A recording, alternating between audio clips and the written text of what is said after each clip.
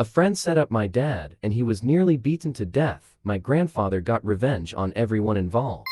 Welcome to Reddit Rundown. Today, we will share a story again about one of the all-time top posts in Reddit's nuclear revenge page. Woo!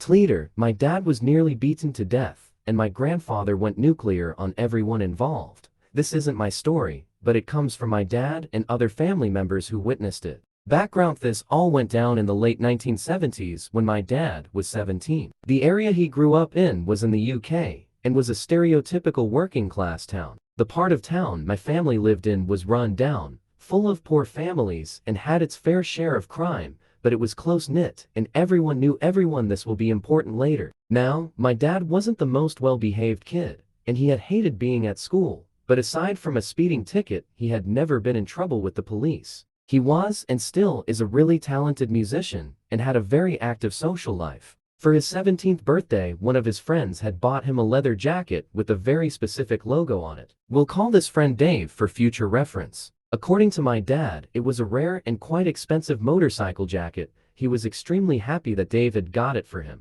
Dave had bought himself the same jacket a while before, and it was a big surprise. My grandmother apparently joked that with the jackets on they looked like twins, and she wasn't far wrong. They had similar features, black hair, and were both well known for being kitted out in motorcycle gear. A few days after my dad's birthday, he was leaving work as a bartender in the town center at around 10 p.m. As he was getting close to where his bike was parked, a gang of 5 men approached him from behind. The last thing my dad remembers was being smacked over the head and passing out as he hit the floor. These men beat up my dad with bike chains and a crowbar, literally to within an inch of his life. Luckily, 2 bouncers from a nearby pub had heard the commotion and rushed to help. The men ran off.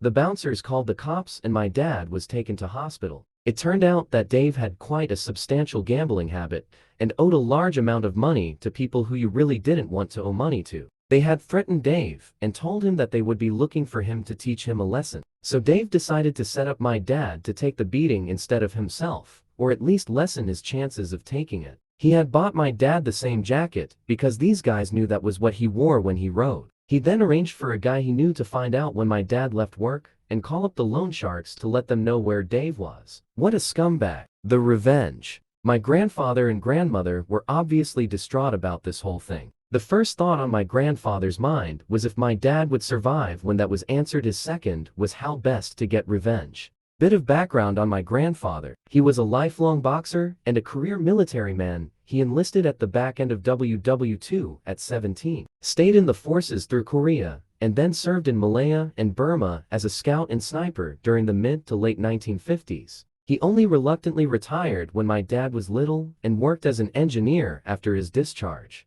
This guy was a certified badass even into his 50s, and although he wasn't the best husband or father at times, he could never stand by and watch his family get hurt. The first move my grandfather made was to call up every ex-service buddy, bouncer, pub landlord, etc. that he knew, and even a few less than legit characters he knew from the pubs. In my town, word traveled fast, and my grandfather was well liked and had a bit of a reputation, so it wasn't long before he had the names and addresses of the 5 men who had attacked my dad. Apparently these guys had been bragging about beating up a defenseless man from behind. These guys were career criminals with violent reputations, but my grandfather really didn't give a shit who or what they were. My grandfather then called up a few of the most dangerous, hardened guys he knew from the service. He explained to them what had happened, and they were all happy to help. One night, the group kicked in the doors of each thug and beat them to a pulp, all 5 of them. They knew that if they hit one, the others would hear about it and run, so they hit all 5 of them in one night. My grandfather knew that no one would call the police in the area they lived in. Talking to the cops was a big no-no in that area back then, so there was little chance of being caught.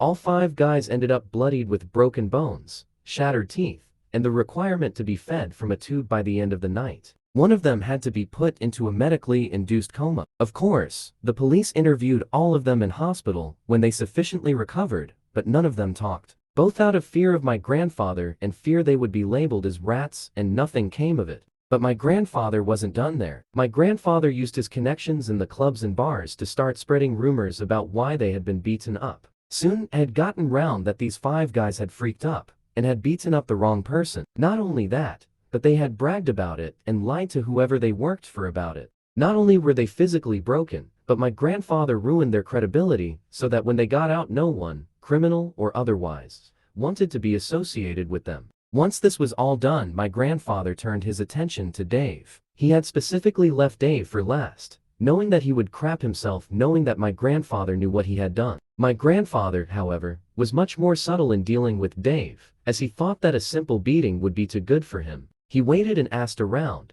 and it turned out that Dave was not only a compulsive gambler, but also had recently turned into a heavy drug addict as well. My grandfather found out who he was buying his drugs from, when he would usually buy and where. He had a buddy of his follow Dave when he went to buy his stuff, follow him to where he was living and let my grandfather know. My grandfather then called in an anonymous tip that there was a huge drug deal going on at the address and he thought he heard gunshots. He got two of his buddies to do the same. The police investigated, searched the house and caught Dave red-handed with boatloads of drugs in his home, as well as counterfeit bills, and a ton of other illegal stuff. Dave was charged, denied bail, and ended up pleading guilty to all the charges laid against him. My dad could never remember his exact sentence, but it was definitely heavy, at least 15 years. To add to that, Dave owed a lot of money to a lot of people, and let's just say his time in prison was made much worse by this fact. My dad never spoke to him again, his parents disowned him, his girlfriend dumped him, he struggled to get a job with his record,